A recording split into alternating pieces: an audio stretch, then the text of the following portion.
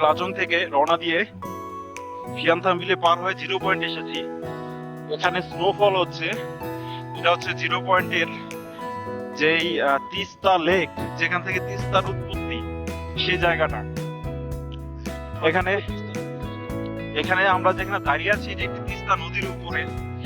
ঠিক নিচে দিয়ে তিস্তা নদীর পানিগুলো বয়ে যাচ্ছে এবং উপরে বরফে ঢাকা, যেখানে সলিড বরফ, এবং আমরা সেখানে হাঁটতে পারছি। আর এখানে আসার পর মেন্টালি একটু চেঞ্জ হয়, যেমন নিঃশ্বাস নিতে একটু ভারী ভারী লাগে, একটু পর মাথা ঘুরাচ্ছে, মনে হচ্ছে যে একটু পড়ে যাচ্ছি, আবার একটু ঠিক হয়ে যাচ্ছে। ভয়ের কিছু নাই, জাস্ট একটু মেন্টালি চেঞ্জ হবে। যদি মেন্টালি স্ট্রং থাকা যায়, গুড এনাফ। কথা বলতে একটু কষ্ট হচ্ছে। এখানে আসার পর এক্সাইটমেন্ট আর মেন্টালি স্ট্রেংথ নিজেকে অনেকটা স্ট্রং করে দিয়েছে। আপনারা দেখতে পাচ্ছেন যেখানে স্নোফল হচ্ছে। আমার যদি ভালো করে তাকান, আমার সব জায়গায় স্নো ফল হয়ে আমার হাতেও যদি আপনারা দেখেন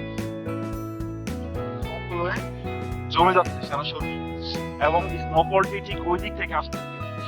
বাতাসটা খুবই বেশি, আপনি ইচ্ছে করলেও বেশিক্ষণ দাঁড়িয়ে থাকতে পারতেন না। আমরা এখানে অনেকে নাচানাচি করছে এক্সাইটমেন্টে, এবং জায়গাটা এত বেশি সুন্দর যে এখানে আসার পর আমাদের লাচং ট্যুরের যে সফলতা, সেটা আমরা পূর্ণটা এখানে পেয়েছি এসে।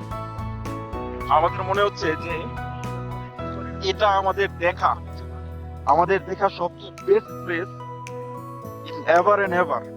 আপনারা দেখতে পাচ্ছেন এখানে সলিড বরফ, নিচে পানি যদি আমরা এখানে করি তাহলে এটা ভেঙে যাওয়ার সম্ভাবনা আছে। দেখছেন ভেঙে যায়।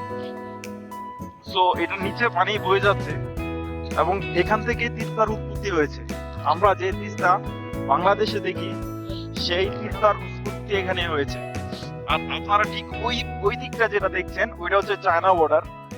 সুতরাং ইন্ডিয়া এখানেই শেষ, এবং এরপর চায়না বর্ডার ওদিকে। আর এটা হচ্ছে সিকিমের 0 পয়েন্ট। সুতরাং সিকিমের শেষটাই এখানে। আর আমি আসছি, আমার সাথে আছে জুয়েল ভাই। জুয়েল ভাই, কেমন লাগছে আপনার এখানে এসে? সম্ভব ভালো, ভয়ঙ্কর সুন্দর। বিশেষ না আসলে বোঝাই যাইতো না যে পৃথিবীতে এত সুন্দর, এটা না আসলে বোঝা যাবে।